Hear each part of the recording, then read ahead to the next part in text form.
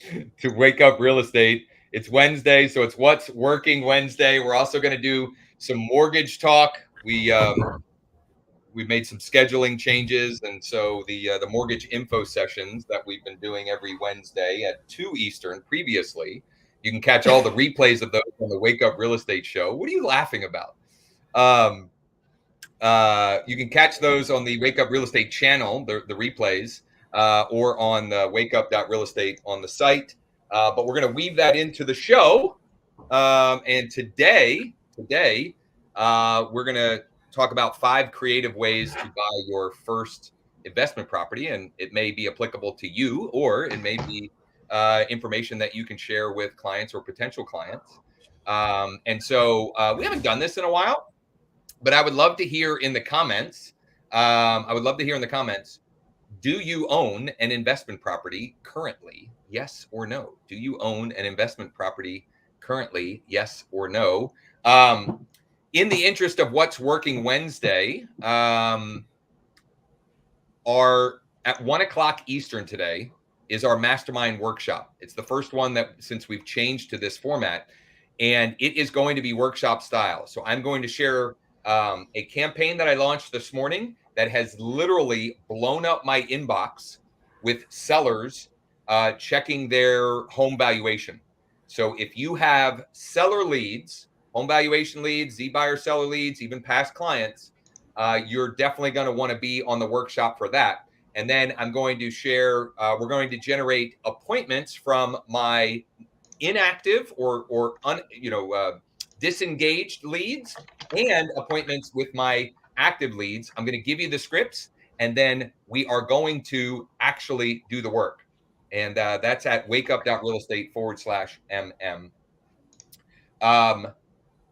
Ryan, did you have a social post for the day? Yeah, it was just a rates post. Let's see here. I did just a little bit of talking about interest rates, just a graphic of a chart from the beginning of the year. We've gone from 6.45 to 7.25. And I attempted to spin it to say that the people who might buy your house, their purchasing power is being eroded. So if you're thinking about selling, now might be a good time. And then I did get a little political. I don't usually do this, but I got a little opinionated, which I think, I think it's good to do, especially if you want more engagement on your posts. I tend to shy away from it, but I'm rethinking that stance. So I editorialized already and said, because continued drunken sale or government spending has to lead to inflation going away and rates coming down. So whether people believe that or not, I'm hoping to get some comments and engagement on that thinking. And really, this is just a market commentary post, showing some data and numbers. Yeah. So, feel free to copy this format, this template. I got the graph on our favorite mortgage rates site. What is that? Mortgage News Daily. Yeah. You can go there. They have all kinds of cool charts that you can screenshot and do things for. I was looking for a new computer for you, by the way, on that last screen, because you're still slowing us. I guess I need to do something. I'll build you one. Now that the kids are going back to school, I actually have time to even think about going and making that happen. What do you got there? Just a pro tip for everybody: refurbished ThinkPads. I love ThinkPads. Get a refurbished high spec 16 gig of RAM P5, Pentium 5 or Pentium 7. All right, send me. You pick one and you send it to me, and I'm gonna get it. All right, but you're gonna have to switch to Windows. That's the bigger decision. I know. Well, you an Apple, John? Are you an Apple guy? Yeah, I'll still use. I'm that. sorry. You shouldn't be sorry. You should not be sorry. No. If you're just hopping on, do me a huge favor. Comment below. Do you own an investment property? Do you currently own an investment property? Mark said no. He's looking for a flip.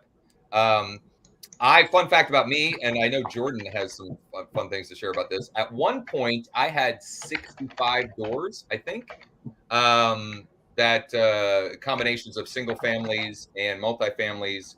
I still directly and indirectly own investment properties, but I haven't been actively involved in any of those in quite a while. Mark says you need multiple screens. Yeah, for sure. The most effective way to do that, I guess, is up in the air. Ryan's way more advanced when it comes to that stuff, for sure. And Facebook user says, I do not. Okay. So let's just have an open discussion. I threw this idea out on Monday. I threw it out to Jordan the other day. 5 creative ways for you to buy your first investment property. And these strategies, I would say, are geared not just to a first-time investor, but can be even first-time buyers. First-time buyers. A great strategy for young potential home buyers is to buy a multifamily and live in one of the units. And whether you do that for a year or 2 or 3 or 5 years, that is a great strategy, so that when you're ready to buy a single family or a townhouse where it's just you, right? You get sick of having, being in the same building with tenants. You've already built up equity. You've built up some wealth. You've learned the ropes a little bit. And so the first couple of creative ways that I was going to highlight to buy your first investment property and do so for little or even no money down would be to buy a multifamily property where you're going to live in one of the units with either a VA mortgage, if you qualify for VA, or with FHA. You can do 3.5% down. You can even potentially get down payment assistance and lower that amount, or USDA. Yes, you can find multifamily properties that are in USDA qualified zones. And that could be, you could go into your MLS and look for multifamilies that also qualify for USDA and send that out as one of Ryan's social post of the day ideas. That could be great content. Here are 3 multifamily properties you could potentially buy for 0 down as a first-time buyer. You could also talk about house hacking, so it doesn't even need to be a multi. Yeah. A lot of people now will just, if you're a single guy or single girl in your early 20s, just buy a 3-bedroom house and rent out a room, get a roommate, and it's a similar concept, right? So there's 3 right there, right? FHA, USDA, or VA, where you're talking to your client about them buying a multifamily property and living in one of the units. And Jordan, I know that is something that comes up or is coming up very frequently as you and Colleen and Maria are having conversations or consultations with potential clients for our business, and also for guys like Daniel and Kyle and Greg and Jennifer and George. Yeah.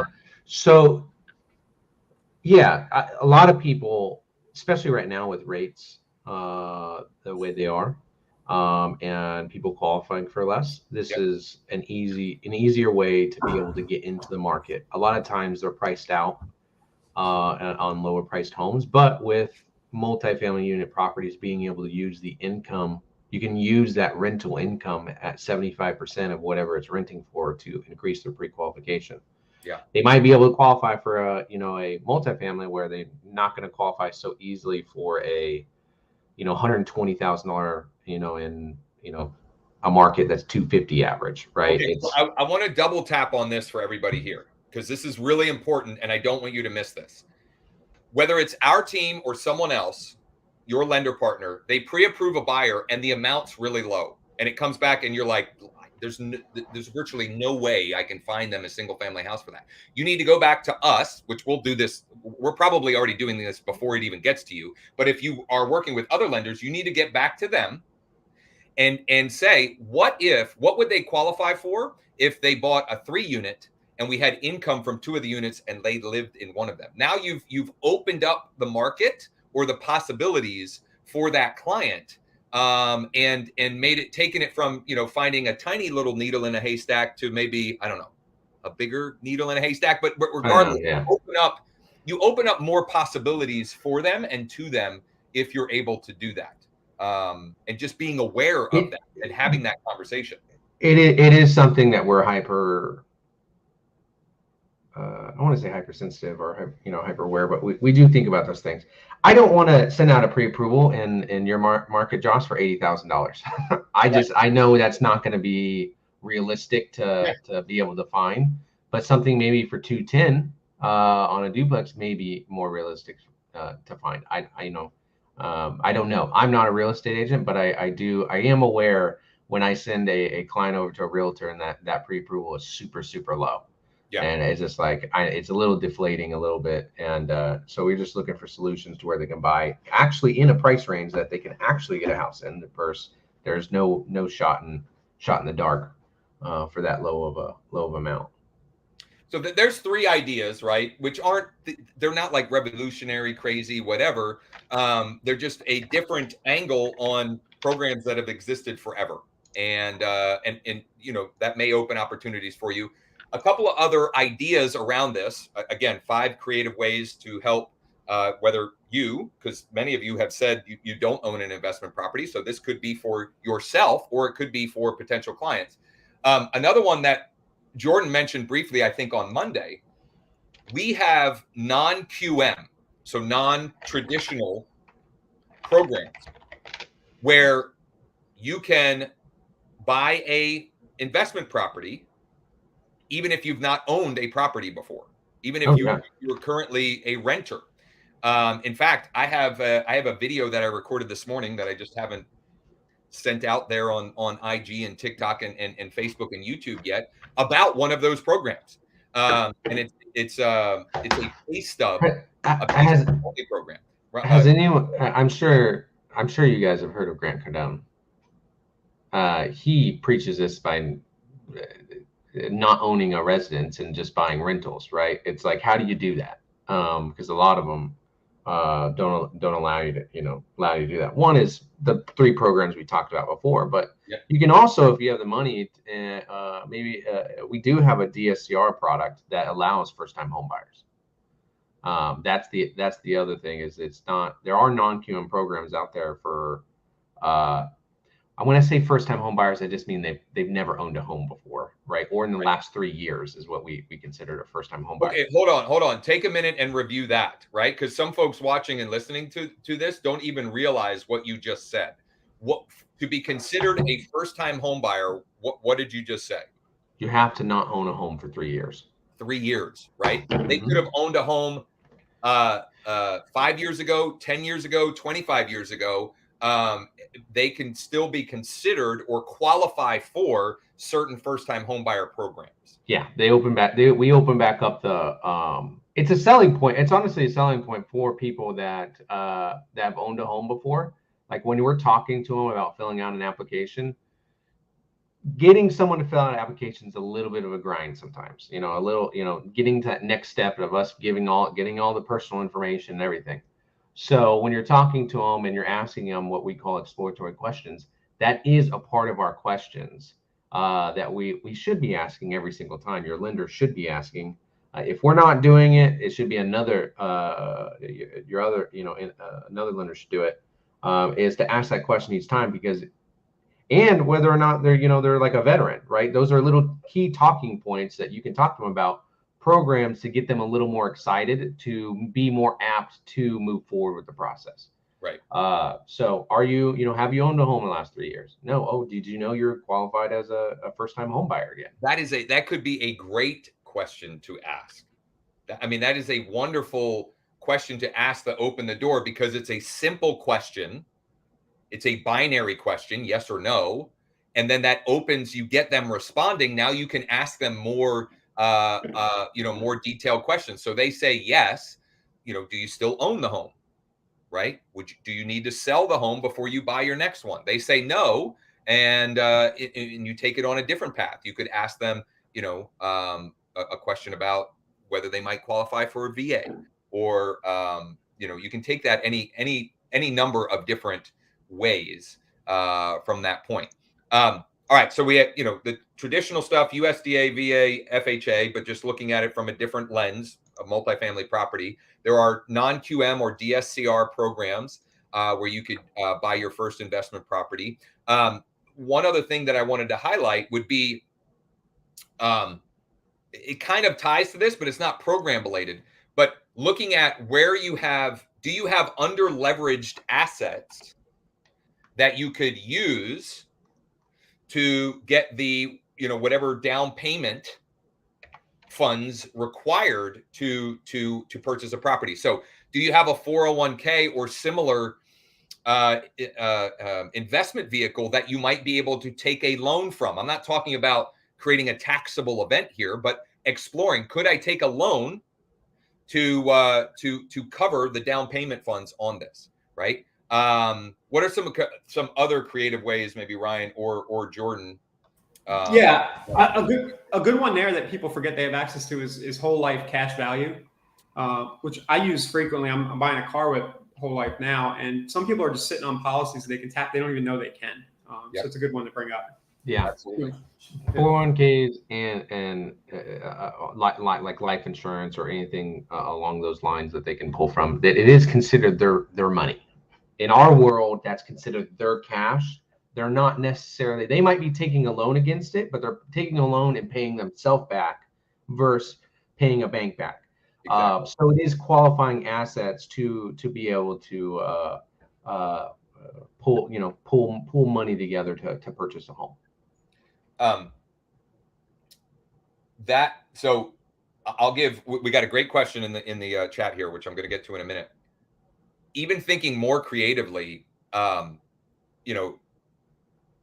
got clients right now where the husband has this cool car collection, a collectible sort of antique car, right?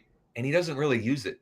So if he really was motivated to buy an investment property, but didn't have the funds, we could explore, hey, should we think about selling this car so that you can take something that is not necessarily is a more static asset for you. This asset is not making you any money. It's not gaining any value. It's not doing anything for you. Let's explore, what that might look like to take that and turn that into cash flow for you on a monthly basis, right? So getting creative with the conversations, asking those kind of questions. Do you have an extra vehicle in the household that you don't need? Should we think about selling that so we free up funds to do something more creative, things of that nature. So having those conversations and looking for creative ways are how you can be of better value and service to clients in your database, contacts in your database. Jordan, someone asked, what is DSCR? So maybe let's start with what the acronym stands for and then what that means. It is debt service coverage ratio. Yep. So what that means is, let's say I want to buy an investment property, and that investment property's mortgage payment, with whatever rate is $1,900. That debt service coverage ratio, most lenders want to see at least a 1-to-1. Basically, that we have a 1007 appraisal, which is basically a rent analysis from an appraiser to determine what that area of rent for that property, what that property would rent for on average. And as long as it's a 1-to-1 ratio, most banks will take it. We have banks that will go down to 65% ratio, to where it could be the rent analysis is less. I have a 0% ratio on a DSCR. Now, with that comes with higher down payments and higher, rates and things like that, right? But it does allow investors to, whether the rent analysis is this, but you've got, land, people renting it for twice as much, right? It just depends. It depends on the situation, and what lender we need to go with. But to cut it short, it's debt service coverage ratio, 1-to-1 to payments to rent that it will rent for. Great question. Anything else we missed as far as creative ways on the fix and flips? Okay. So there are fix and flips out there that you can buy as a first-time investor. It's a lot less common, but it's hard money. It's essentially hard money, private money.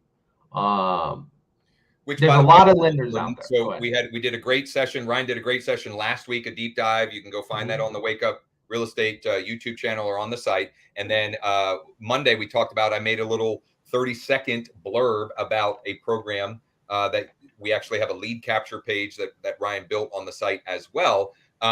You may have to look a little bit harder for that option if it's going to be owner occupied, but that could be a great way. And it kind of falls into Ryan's house hacking a little bit, right? You could buy a fix and flip, fix it up yourself, and then you could refi, rent it out, and buy another one, or at that point buy a multi, or whatever. But that could be a great strategy, depending on where the client is at in their life, and how maybe handy they are, or how hands-on they want to be or don't want to be. It's could be a great one for sure. Another idea, are we still talking about using underleveraged assets to come up with down payment?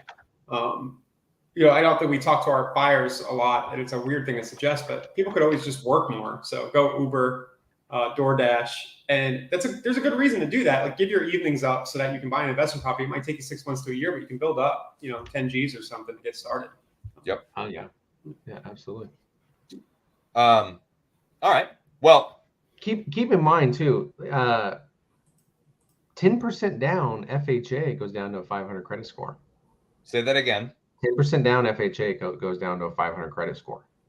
So if you have someone that has cash and wants to buy a multi-unit, you're going to book 9 times out of 10, you're going to knock yourself out for investment properties, because they're typically investment properties have higher credit scores.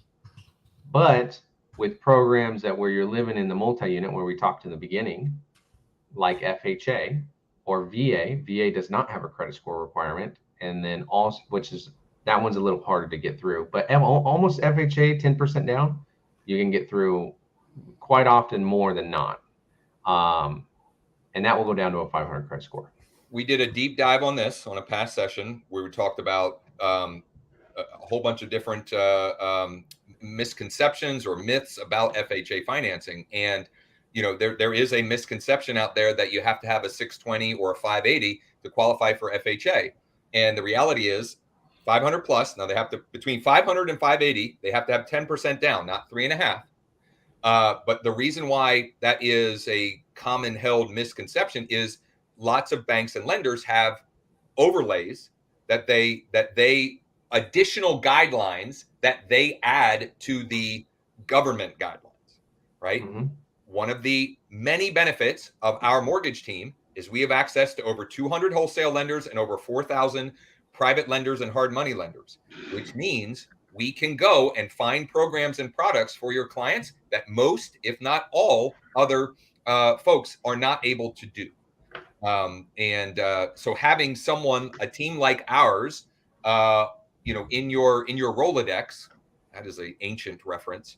But having that, in your back pocket, if you have someone that's really, really motivated, okay, they have a strong why, you should leave no stone unturned in helping them find, is this possible? Can we help this person who is extremely motivated do what they're trying to do?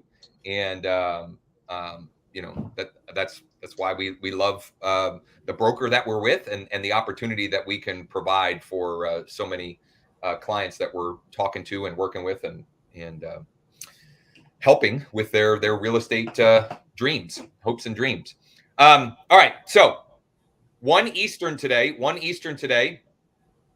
our Mastermind Huddle workshop. We are going to work, or at least I'm going to be working. You'll get to see exactly how we will. I guarantee we will set appointments live together. You've got to do the work, but at a minimum, I'm going to be setting them, and you can see exactly how we do it. I'm also going to share how I now have my inbox is absolutely blowing up with people in my database who are existing homeowners who I'm getting notified are checking out their home value and even requested updated values and checking out selling options.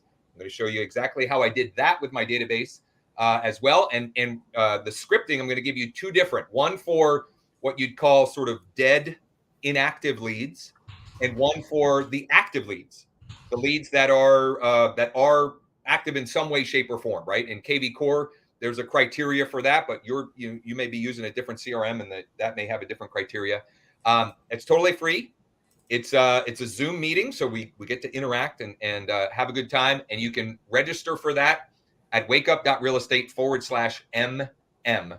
Wakeup.realestate/MM. And if you come ready to work. Like, be logged into your CRM or what, be logged into your MLS. Maybe that's your default CRM right now. But be ready to actually deploy what we're going to be sharing and digging into at that time.